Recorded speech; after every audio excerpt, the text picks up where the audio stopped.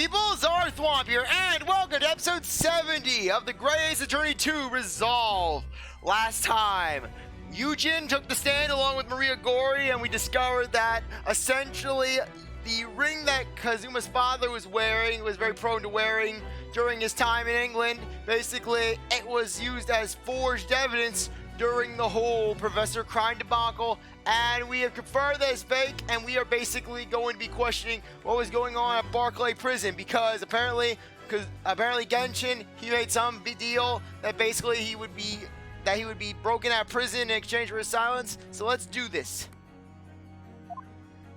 You promised that we would stop at nothing to uncover the whole truth on these disturbing findings.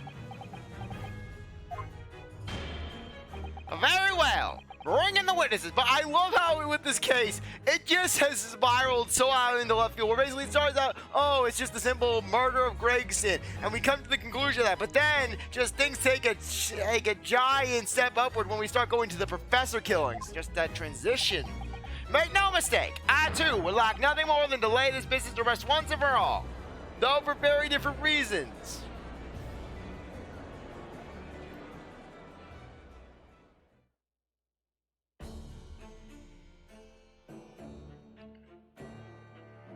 Once again, I am the most normal person here. Want the new witnesses state their names and occupations for the court, please? I, Vigil and Caiden, governor of Barclay Prison. Everyone calls me Gossip. I sell jaunty little. Your other persona, if you don't mind. Oh, I do beg your pardon. Of course.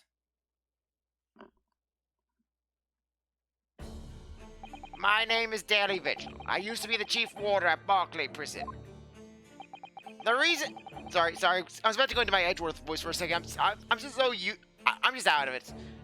The reason you've been summoned here today in court is to testify about the jailbreak of the so-called professor 10 years ago.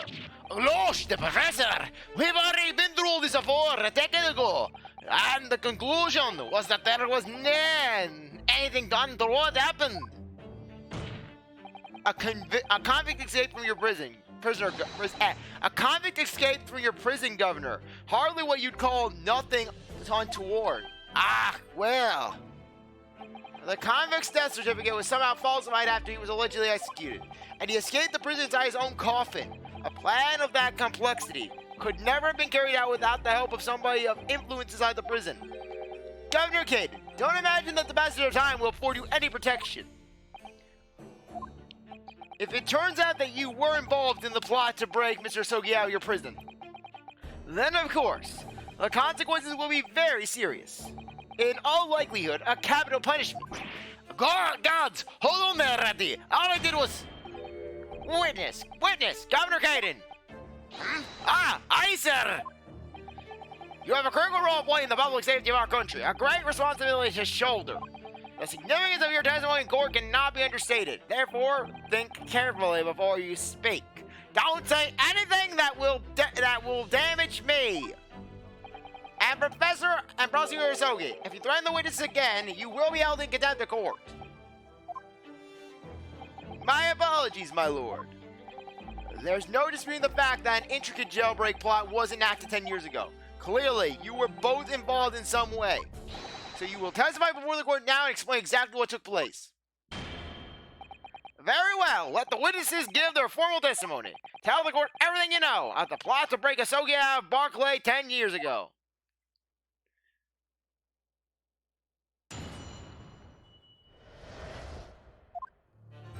It was the day that Japanese joke was found guilty. The detective came from the prosecutor's office. I assigned the convict to the chief warder, Vigil here, and put the plan into action behind the scenes. I was responsible for Asogi right up until the night of his execution, but I knew nothing of any plot. I didn't care if there were some negotiations between the convict and the prosecutor's office. All I did was carry out my duty for Her Majesty's great British Empire. A directive from the prosecutor's office? Are you saying that was the jailbreak plot? Aye, that's right. Who sent it? Who authorized that plan? I deny ken that. You're saying you don't know? Listen, there was nothing about the Professor case that was unusual in its own way. I didn't ask any questions. I just did what I was told to. More than that, I couldn't tell you. I see. But if the jailbreak plan originated from the prosecutor's office, then one thing is very clear. As suspected, there were clandestine dealings going on between Mr. Asogi and that office. The jailbreak was promised in exchange for Mr. Asogi admitting to crimes he didn't commit.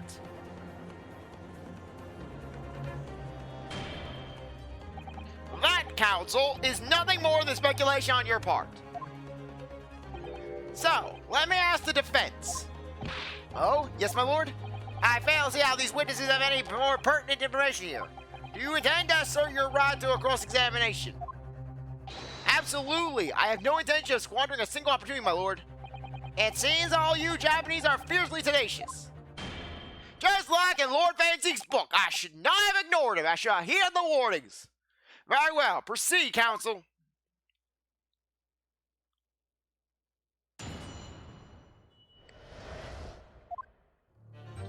Okay, I think I know what we have to do here.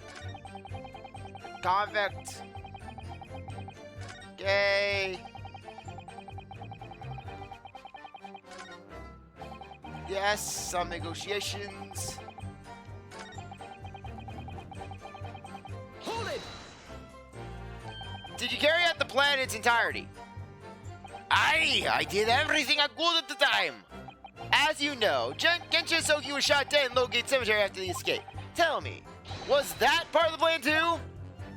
My instructions were to do with getting the joke out of the jail and nothing more. I can never get anything about what happened after that. Only, personally, I believe that death was the last part of the plan. Excuse me. Mr. Vigil, is something wrong?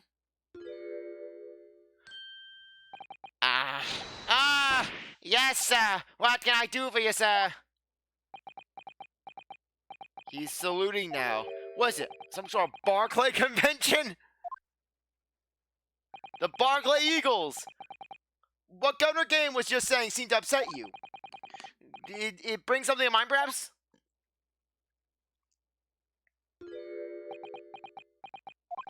For the last 10 years, I've completely blotted out the memories of that time from my mind.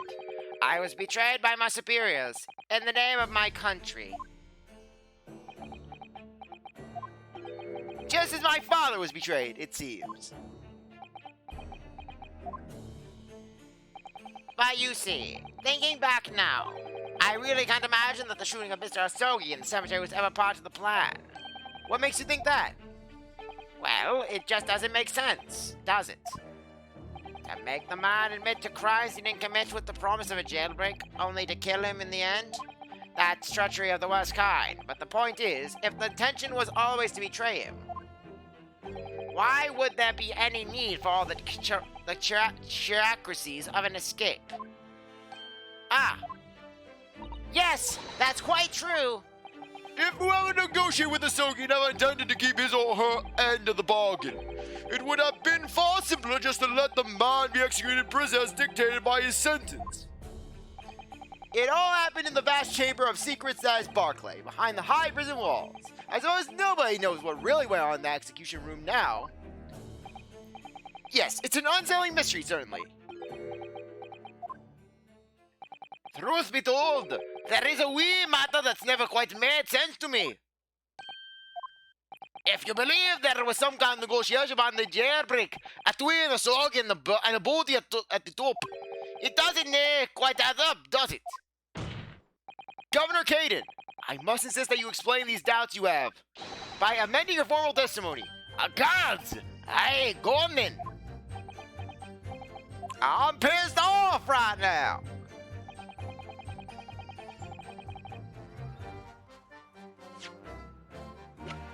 Now, here's where we bring in the Asogi Papers. Objection. Confessing under oath to murders he did not commit on verbal assurance of later being broken out of prison. Genshin Asogi was taking an incredibly risky gamble. Very true. There was nothing to stop the British breaking their word and executing him behind closed doors anyways. Under normal circumstances, no man would stake his life on a gentleman's agreement like that. Which means that Mr. Asogi must have had a trump card. Something that guaranteed he wouldn't be betrayed. Some kind of weapon. Avers! The Pharaoh could never possibly have had anything like that! But you know what that he did, Governor? The Asogi Papers. The name given to the last will and testament of Genshin Asogi. Ah! It turns out that Mr. Asogi was hiding his will in his cell at Barclay. Chief Warder Vigil caught him with it one day. You squealed, didn't ya, you wee rat? Did I tell you to get that secret? I know you're my enemy. And you know what I do to enemies? Oh, God, no. No, not the chair. Oh, you're not getting the chair, sonny. You're getting the door. And then basically Caiden rushes over to the door. He just rips that giant wooden door off the hinges. And then he just starts whacking Vigil over the head with it like something out of Looney Tunes. You can't touch me now. What am I doing to you, laddie? What am I doing to you? Because I think I'm touching you. What are we doing? Are we dancing? Are we dancing? Is this dancing? Because I am dancing, all right. I'm going to town with me super shaking feet. Ah!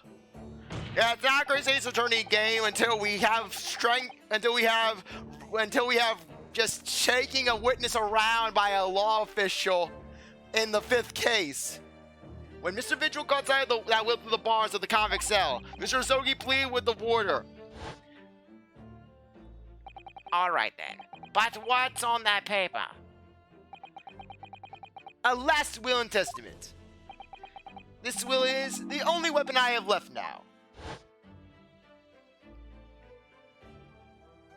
A weapon! And after the convict had been killed following the elaborate pretense of that jailbreak, that document mysteriously disappeared. Didn't it? Well, yes. All the prison warders searched through the belongings in his cell, but that will was nowhere to be found. As I understand it, an exhaustive search was made for the document, which again known as the Asogi Papers. Governor Caiden, I believe you ordered your prison staff to find it at all costs, didn't you? Aye! Would I be right in saying that you knew that the so-called Asogi Papers had the potential to make great waves somehow? Jinx! What the blaze are you blithering about? The will was found, right and proper, in the very cell where I said it would be. But how can that be? Why in his cell? We all searched the place from top to bottom. Well, you didn't do a proper job, eh? You Baily Wally Galoot. You can't criticize me now. I work on the streets, damn it. I have Sandwich and Venus, and I believe that I am the most normal of the three of us, the most functional. I sure that therefore did I know you're loyal? Yes, you did. I have the documents here. It's written in Japanese and reads, "The last will and testament of Genshin Asogi." Which means everything is as it should be. Not quite, my lord. You see, there's an undeniable inconsistency here. What? What inconsistency? Mr. Asogi described the document as the only weapon he had left. And yet, this will contains nothing of significance at all. Nothing that would have given the convict any leverage. Are you suggesting, my learned friend, that the last will and testament stored at Barclay prison all these years is actually a fake? What is real in this case? As has clearly been demonstrated already, what went on at Barclay prison was far from above board.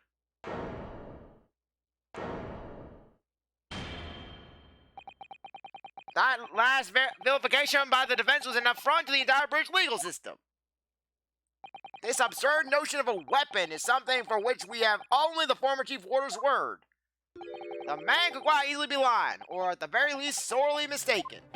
What? No. I definitely heard him say that, I swear. Clearly we need to get to the bottom of this. We need to know exactly what happened with these so-called Asogi Papers. A waste of time! If the will was fake, where's the real document? Objection. Mr. Vigil was stabbed in the back by the judiciary 10 years ago. He lost everything, very nearly his own life.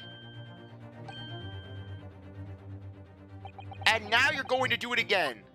You're ready to brand him a liar and turn your back on him without even letting him defend himself.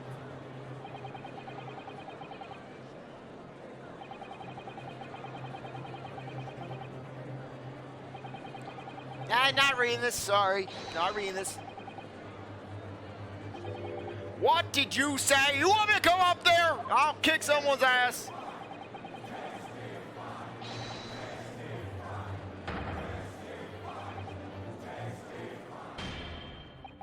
It would seem that the vocal few here are utterly blind to the truth, and I'm gonna have to fight all of you. Come on, recess now, 15 minutes, I'll kick all your asses right here in the courtroom with my unicorn pimp cane. Very well then, let the witness testify again. Tell the court precisely what you think you saw on the convict's last will and testament. Yes, sir, my lord.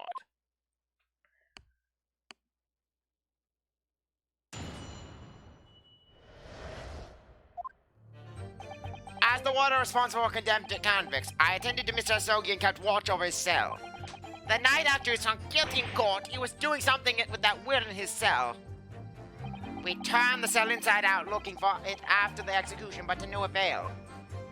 I only found news about the Asogi Papers when a detective came telling me to impound them.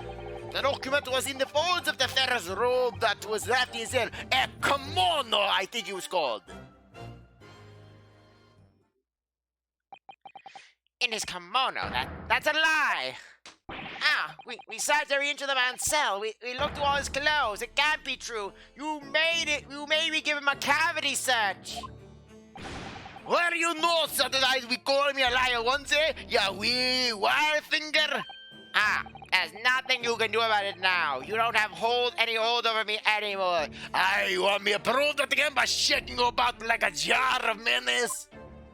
Other than that hold, you'd like to take off my cravat, of course. Is that what you're going to do? Is it? What are you doing, Vigil? What is Vigil doing? Is he trying to assert dominance? Is he getting turned on by this? Oh, yes. Yes, Daddy. Shake me. You're scaring me, laddie. What did Bobby and Peppino do to you, Vigil? What did they do to you in that room? Are you going to give me a good shake again? Are you too scared? Gah! A little and large. What a double act. We comply with the Asogi's will as far as possible. All of his personal effects were delivered to his family home in Japan. As a courtesy to the homeland of the most notorious killer our country's ever seen. And we were much obliged. I can confirm that all my father's belongings arrived safely. Aye, and you can never deny the handwriting is that of your old man, eh? Yes, there's no mistaking that it's my father's brushwork. Really? And this last will and testament was the man's last weapon, was it? I think we can safely assume that the convict was merely prowling, knowing that his end was nigh. So, counsel of the bench, your cross-examination, please. Yes, my lord.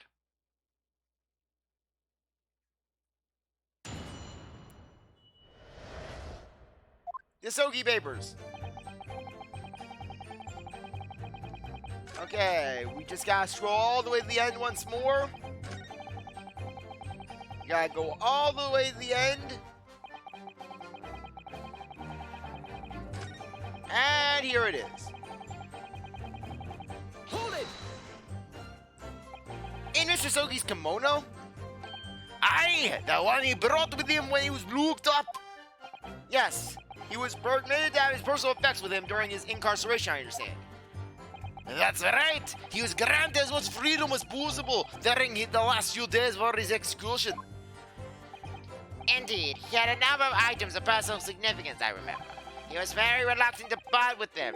Some books, that kimono, his sword, his nudie magazines, his sword, the nudie magazines, don't forget the nudie magazines, Karuma, the famous sword of the Asogi clan. It bears the soul of my family. I don't doubt that, but I wasn't really getting at that.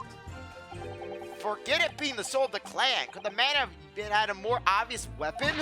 Have some respect, Ryunosuke. Respectful silence? The warriors carry firearms at all times, and the inmates have shackles around their ankles. You could never hurt anyone with that thing. Plus, look at that sword. It's pathetic. It's not a real man's sword. It's a weird butter knife. Now look at my axe. Now that is a real weapon, boyo. I could leave you and dwell with that. He tried to attack me with that butter knife. I would have gone in with the axe. I would have been like, whoosh, off with his head. He would have been gone. He would have been dead. And I would have been like, yalati. Still, he was allowed a sword but no writing materials? Aye, the pen is mightier than the sword, you know. Aye, he wrote that will before he came to stay with us at Valkyrie, you see. Dr. Mikado was asked to bring the necessary Japanese round influence to the prosecutor's office.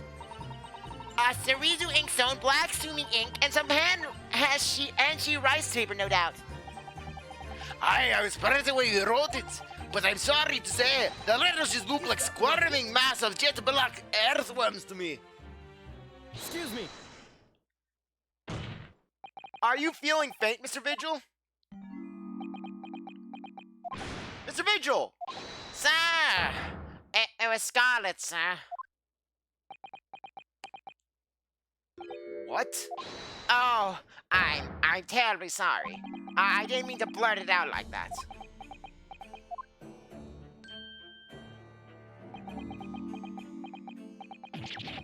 Less swaying and more explaining would be helpful. Is it something about the testimony we just heard? Have you recalled something of importance? Something of importance. Possibly or possibly not. I'm unable to tell which way he's leaning, I'm afraid. My lord, the defense asks that Mr. Vigil be permitted to supplement his testimony with this, possibly or not possibly more non-important detail. Permission granted. Go ahead, Mr. Vigil. Yes, it was Scarlet.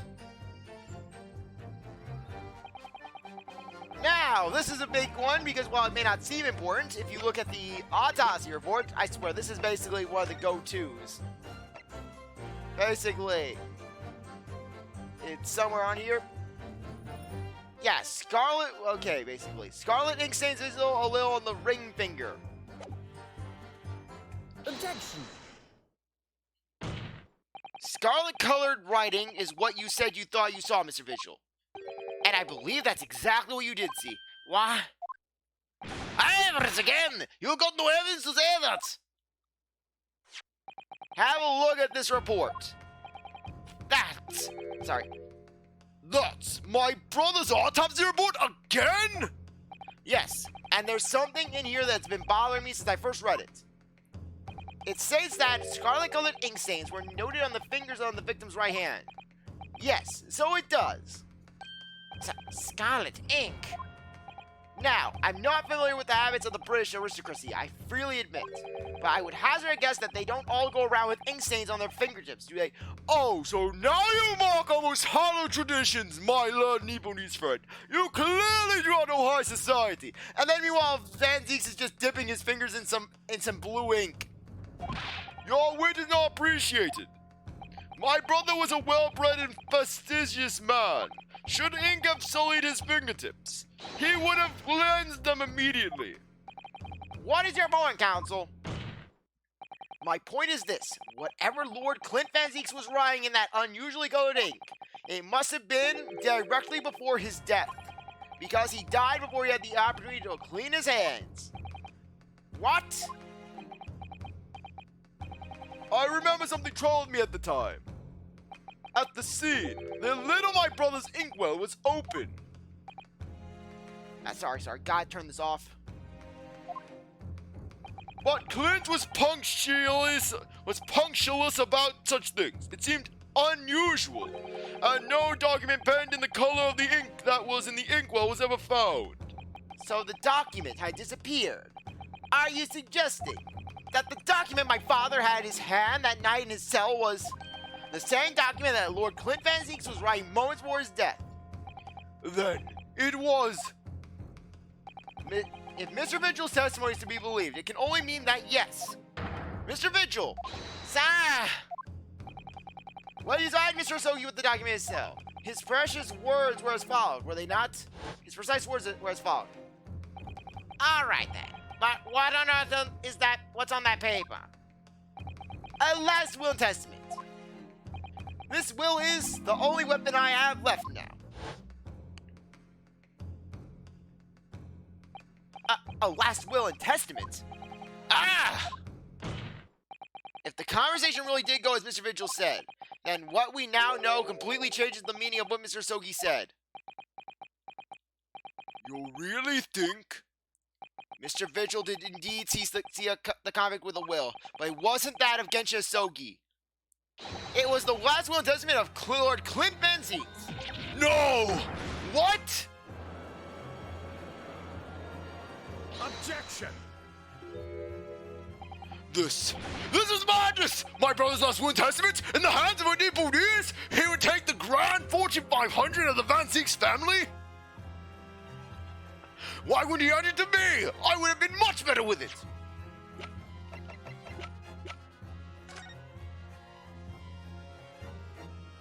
Okay, let me see if I can take off the hilt. Okay, yeah, we can't check inside the hilt of the sword. No, no, no.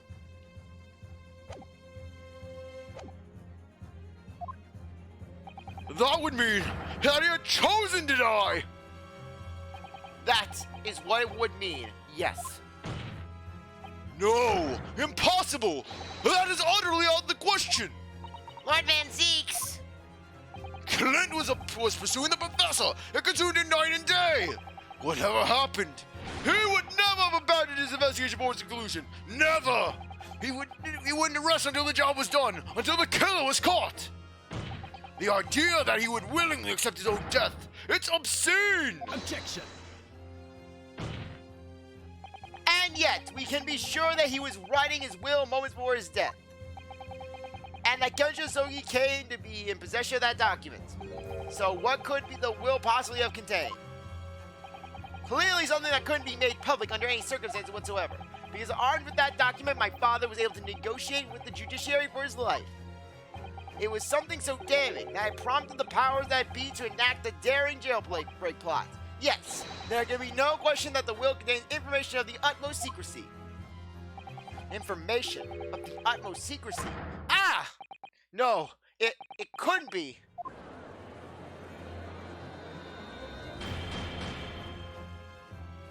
I've heard more than enough. Pursuing this notion of the phantom Pursuing this notion of a phantom will nobody can attest to having seen serves absolutely no purpose. Objection! No, my lord, that's unacceptable. What did you say, counsel?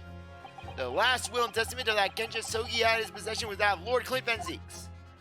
All the testimony and evidence presented to the court has logically led us to that possibility. We have a duty to pursue the line of reasoning to its conclusion. But with no possible means of knowing the contents of the document, there is no law of reasoning to pursue.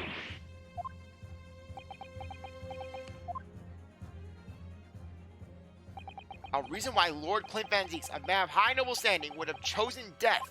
Information so secret, people in the judiciary would be willing to negotiate the jailbreak of a condemned killer. The only explanation that fits those facts is an unthinkable truth that turns absolutely everything on its head. But it's just too hideous.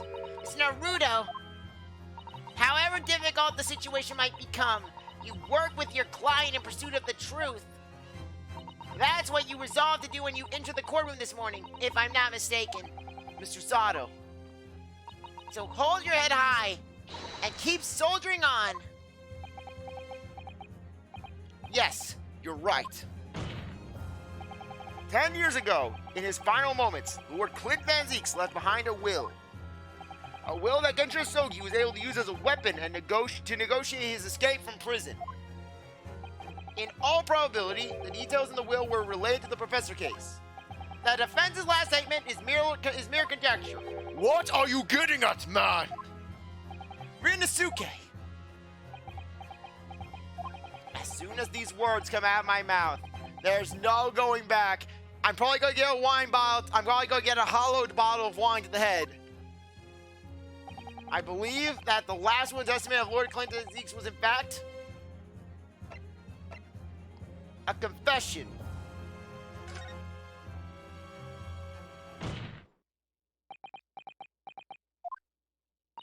You can do this, Mr. Naruto. I believe that what Lord Clint Van Zieks actually penned that day was a confession. A confession regarding the mass murderer known as the Professor and his true identity. Objection! Enough, Council! What are you saying? Do you realize? A confession about the true identity of the Professor. That would mean... Lord Van Zieks, I appreciate this. I appreciate this must be hard to take in, but it's the only explanation that fits. The killer that terrorized London a decade ago and became known as the Professor, the man believed to have murdered 5 members of the aristocracy, wasn't Genshin Asogi at all. No, you can't be suggesting. It was in fact the man believed to have been the 5th victim. Lord Clint Van Zieks himself.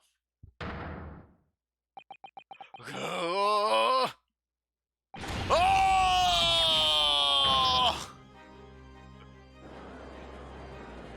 I love how basically Caiden and Vigil, they just back away slowly, look. Okay, laddie, you want to go out to the pub, get some fish and chips?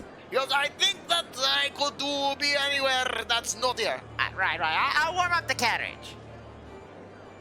You want to bring it back to my place on Fresno Street? I have cold. I have a picture of my wife. It's finally open, is it? Pandora's box, and you opened it up.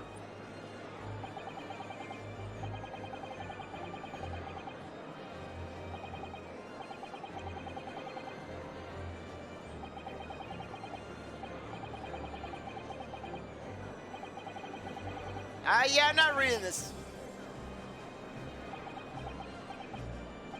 My brother! Oh, this is too awful. Lord Van Zieks. I wonder though, did he never suspect? Mr. Naruto. Lord Barok Van Zieks is a brilliant prosecutor. Is it conceivable that he didn't realize what his older brother really was? Order in the court! Lord Van Zieks.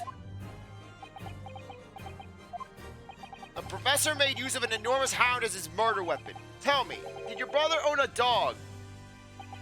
He owned the most vicious of chihuahuas! Yes, he did! Balmug, he was a very well-known hunting dog. People called him a giant. He was a big chihuahua! I don't believe this! When my brother would go hunting in the forest of the grounds behind the house, he always took Balmung. After Clint's death, the creature passed away too, almost as if he were following his master. They threw him in the river! He was a magnificent hunting dog, worthy of the jewel-studded collar around his neck. A jewel-studded collar? That's right. Though sadly, some years ago now, it was stolen by a thief who broke into the house one night. He had a brick. A jewel-studded collar, stolen by a thief. It just so happens that myself and my colleagues have come across such a collar during our time in London. How could you? There was an old emblem attached to the collar too, made of pure gold. It was tied with a small crown and bore an ornate capital letter B. What? An emblem bearing the initial B? Oh my, you know it? It's the emblem of Barry B from the B movie. It's the insignia of the Baskerville family. What the Baskerville? Why is that name come up now? Baskerville is the family name of my late brother's widow. That pure gold emblem was an heirloom which Clint acquired upon their marriage. There can be no doubt that the collar you've described was Balmung's. The family insignia of Lord Clint Van Zieks' widow. There was a considerable amount of blood on the collar when we saw it. Since we know the dog was used for hunting, it could have been from his quarry, of course. But it could equally have been from human prey.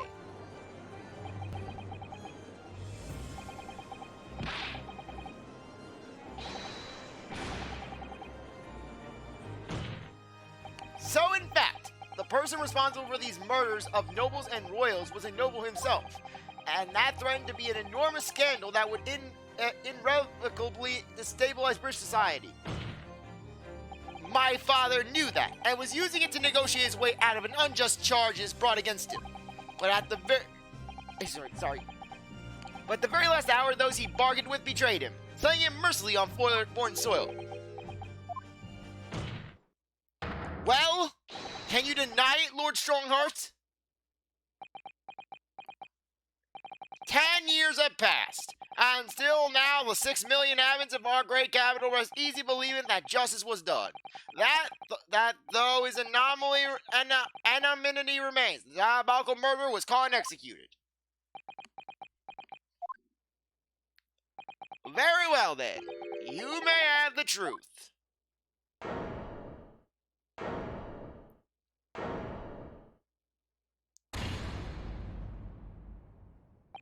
Tell me then!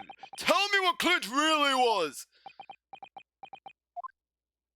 Lord Clinton Van Zeeks was too pure of heart. When he became a prosecutor and went in pursuit of the black roots of crime, he drove himself into a corner. He came to the uncomfortable realization that to fight the most fiendish of criminals, it requires one to become even more fiendish oneself. Clint.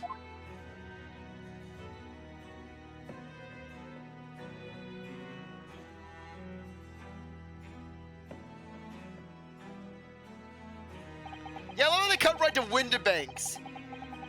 The 19th century was a truly miraculous 100 years for Great Britain. Indeed, the whole world. I don't know who's speaking. I'm just going to assume it's Strongheart. The new industry, new technology, and with the birth of the Metropolitan Police Service, new law and order. But these dazzling new developments meant even deeper shadows were cast on society. Water sullied by factories, air thick with noxious fumes and crime, growing daily to fill the darkness. Lord Clint Van Zeeks made it his mission to combat this darkness. But as time went on, it slowly ate his soul until eventually he was consumed.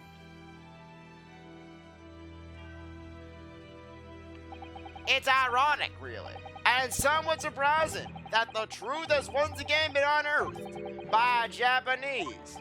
Once again? What do you mean?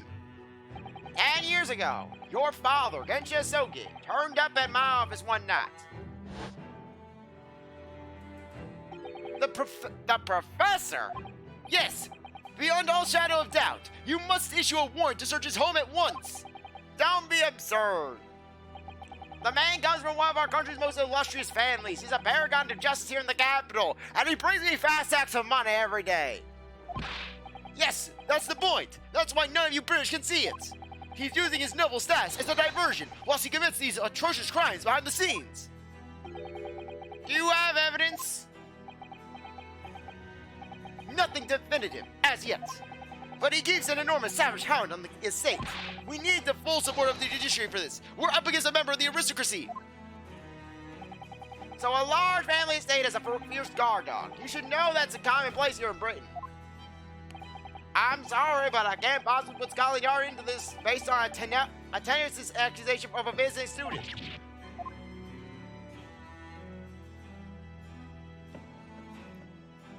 So I turned down Asogi's plea, and as a result, he took it upon himself to visit the Van Zeeks mansion on his own. We can only imagine now what happened between the two men. Though we know the outcome, of course, Lord Clint Van Zeeks perished.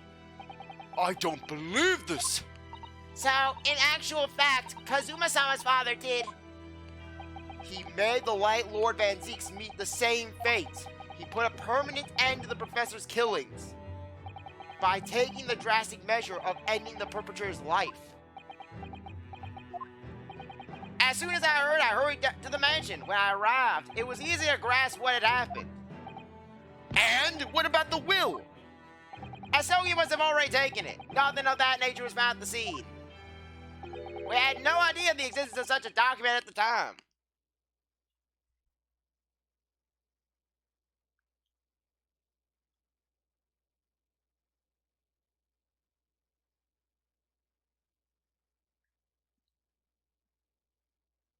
I was the only person who knew of the true identity of the professor.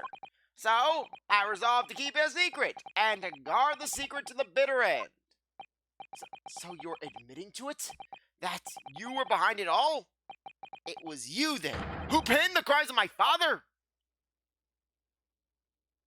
I did what needed to be done in order to protect the law and order of the British Empire. Even if that meant deploying an unforgivable ruse. Then it was you who arranged this fabricated evidence. I ordered that detective to take care of it, whilst keeping the truth from him, naturally. Gregson?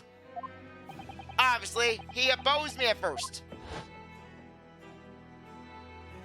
Are you off your rocker? You can't do something like that! Otherwise I may be cursed! What if he said to me, we possess some evil little girl to go and boss me around? I'm not dealing with this.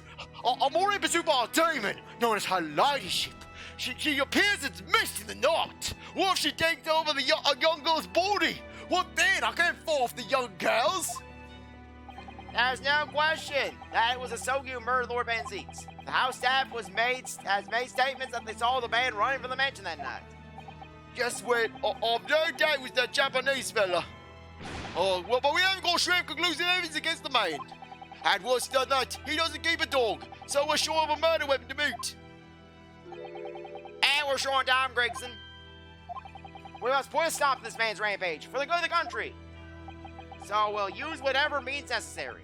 Do I make myself clear, detective? Blom.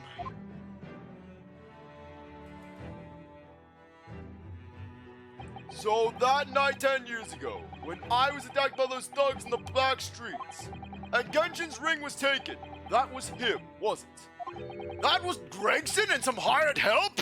I was attacked by Gregson and his goons?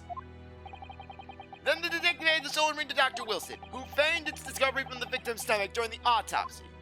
And in the light of that decisive evidence, Mr. Sogi was found guilty of the charges brought against him. However, behind the scenes, he had actually already struck a deal with his accusers, in which he agreed to silently accept the charges. But I just don't believe that part. As far as I knew the man, my father despised such underhand dealings. It was extremely easy to make him comply. You see, he had one crippling weakness. What weakness? Isn't it obvious? You, Kazuma Sogi. Me?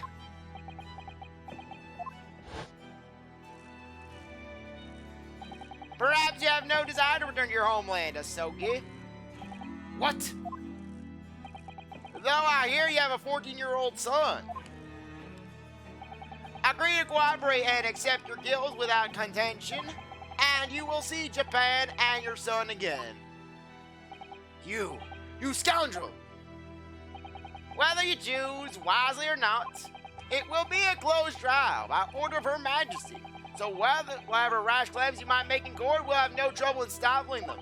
There's only one outcome for you, Asogi: the gallows. Don't forget that I still have a weapon at my disposal. A document revealing a truth that I know you're desperate to keep hidden. Yes, it hadn't escaped my mind, which is the only reason I'm willing to bargain with you. I only want to protect this country's law and order. And you understand? So, what's it to be, Asogi?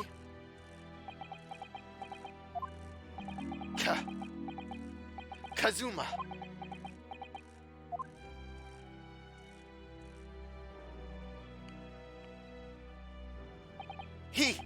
He did it for me? And as I told him at the time, my motive was simply to protect Britain from the damage the truth would do. To protect this country's law and order, at any cost. Objection! I've never dared let myself even consider this possibility until now. But in the light of all this treachery, I have to ask, CzarThwomp, can you please end the episode now, because it's apparently getting really long. Anyways, I think as much as I would like to continue, I think now would be a really good time to end things off. Anyways, I really appreciate that you stuck around to watch this episode. You're a great viewer, and I hope you come back for the next one. If you like the video, like, subscribe, comment, share, do whatever you want. But I'll see you next time. Bye.